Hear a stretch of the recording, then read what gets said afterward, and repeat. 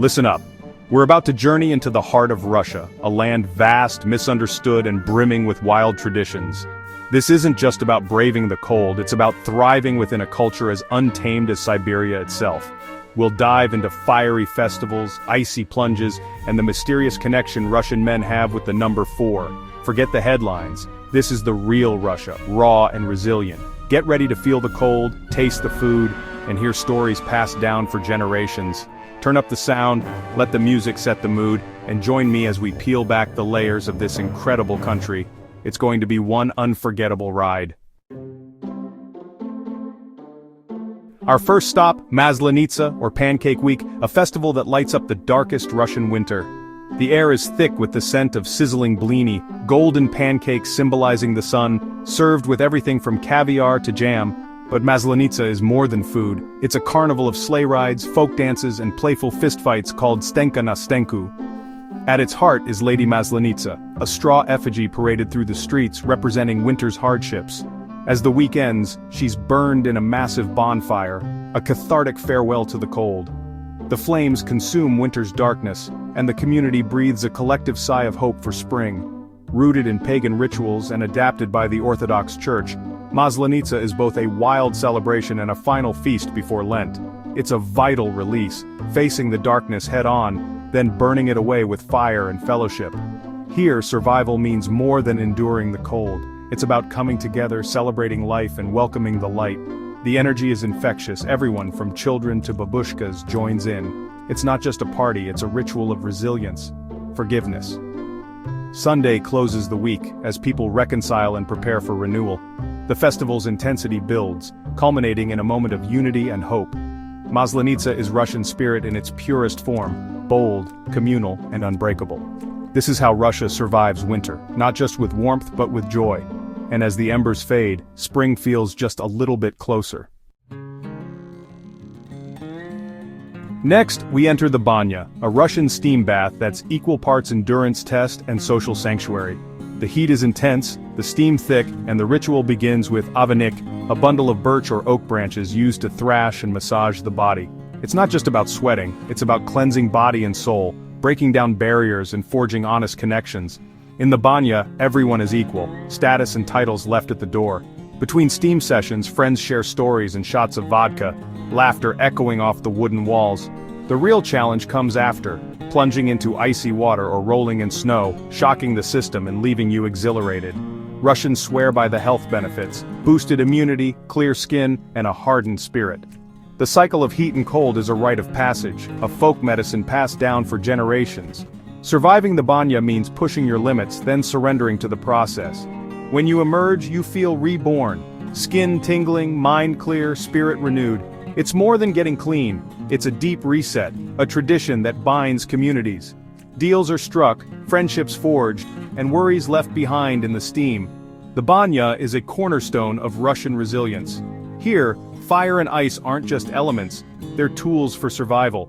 And every visit is a reminder, strength comes from enduring, together. Think the banya is tough? Meet the Epiphany Plunge, a national ritual of faith and fortitude. Every January, millions of Russians cut cross-shaped holes in frozen lakes blessed by priests and plunge into the icy depths. The air bites at your skin, but the atmosphere is electric, faces filled with reverence and anticipation. Participants cross themselves, then submerge 3 times, emerging gasping but triumphant. For believers, it's spiritual renewal. For others, a test of grit and resilience. The shock is total, heart pounding, senses alive, emergency tents and hot tea await, but the real warmth comes from shared triumph. Strangers congratulate each other, united by the challenge. This isn't self-punishment, it's purification, a way to start the year anew. The ritual is open to all, blending faith and personal challenge. It's a powerful display of Russian character, embracing hardship, finding meaning in adversity. The Epiphany Plunge is as chilling as it is inspiring. It's about facing the elements, and yourself, and emerging stronger. In Russia, even the cold becomes a celebration of spirit. Now, the mystery of the number 4, a code woven into Russian male camaraderie. In Russia, 4 is the magic number for sharing vodka. Why? Tradition, practicality, and superstition all play a part. A half-liter bottle splits neatly among four, a habit born in the Soviet era when 4 men could each chip in a ruble. Military roots run deep, fire teams of 4 fostered brotherhood and trust, a bond carried into civilian life. Superstition adds another layer, 3 is unlucky, 4 is stable, complete. I've seen men wait for a 4th before starting or recruit a passerby to make the ritual right. It's not just about splitting the cost, it's about the integrity of the gathering. The number 4 transforms drinking into a ceremony, a symbol of fairness and unity. This unwritten rule shapes social life, reinforcing bonds of trust. The ritual is more than a drink, it's a statement of belonging. 4 at the table means balance, camaraderie, and respect. It's a small detail, but it reveals so much about Russian social dynamics. In Russia, numbers matter, and 4 is the key to true fellowship. It's a code of conduct, passed down and honored, bottle after bottle. In Russia, you never drink without a toast. Each shot is a shared story, a ritual of connection. The first toast, Za Vstrechu, to our meeting, sets the tone, followed by Za Roditele, to our parents. Toasts grow more personal as the night unfolds, guided by a tamada, or toastmaster. Each toast is a performance, sometimes heartfelt, sometimes humorous, always meaningful. The ritual is strict: drink only after the toast, finish your shot, and follow with a zakuska, a bite of food to chase the burn. The math of the bottle matters. 4 people, 5 shots. The last shot sparks conversation, shared, gifted, or honored. This rhythm, toast, drink, eat, repeat, slows the pace, making the night about connection, not just consumption. Toasts honor love, health, absent friends, and the hosts, weaving a tapestry of respect and emotion. Sipping is frowned upon, you drink due DNA, to the bottom. The zakuska is essential, anchoring the ritual in tradition and care. Each round is a new chapter, a chance to express gratitude and build bonds. The bottle becomes a bridge, every toast, a step closer. In Russia, sharing vodka is a social sacrament, a ritual that unites souls. The art of the toast is the heart of Russian hospitality. It's not just about drinking, it's about being present, together. 1 bottle, 4 friends, countless memories. Now, a different kind of survival, Valenki, the legendary felt boots that have braved Russian winters for centuries. Crafted from seamless felted wool, Valenki are light, warm, and perfectly adapted to the dry, freezing cold. The process is an art, raw wool-shaped, matted, and hardened by skilled hands. These boots have protected peasants, czars, and soldiers alike, even helping the Red Army endure brutal wartime winters. Their only weakness? Water. So, Russians pair them with galoshi, rubber overshoes, to keep them dry. In the countryside, Valenki remain essential. In cities, they're making a stylish comeback, embroidered and modernized. Slipping on Valenki connects you to generations past, a warm, woolen link to Russian resilience. They're more than footwear, they're a symbol of survival and ingenuity. Each step in Valenki is a step through history. They mold to your feet, offering comfort and protection in the harshest conditions. Valenki are humble, effective, and enduring, true icons of Russian winter. In a land of extremes, they're a quiet testament to adaptation. Russian spirit, stitched in wool.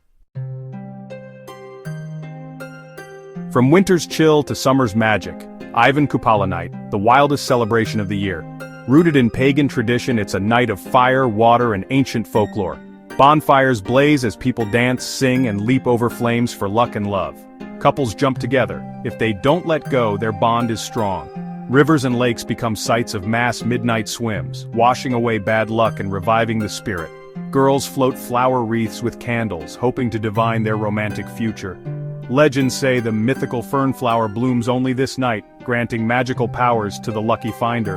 The festival blends pagan and Christian elements, honoring both Kupala, the solstice goddess, and John the Baptist. The night is alive with mystery, adventure, and the thrill of the unknown. As dawn breaks, there's a sense of having touched something ancient and primal. Ivan Kupala Night is a celebration of life, nature, and community at its peak. It's a reminder that magic still exists, if you're willing to leap the fire and search the woods. In Russia, even the shortest night is filled with wonder. And so, our journey nears its end. One last spark in the Russian summer.